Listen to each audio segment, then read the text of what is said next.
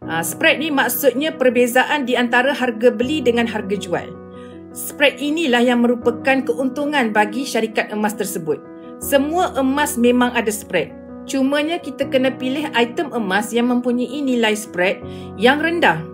Dan menurut saranan pakar kewangan, kita perlu pilih item emas yang mempunyai nilai spread bawah daripada 10%. Dan syarikat Public Gold, item emasnya memenuhi kriteria yang ditetapkan oleh para pakar kewangan dan para pakar emas, di mana spreadnya antara 6 hingga 9% sahaja. Sangat rendah sekali. Dan item emas yang berketulinan rendah mempunyai spread yang tinggi, boleh mencecah antara 25% hingga 40%. Makin rendah ketulinan emas tersebut, makin tinggi nilai spread. Macam spread 916, boleh cecah 25%.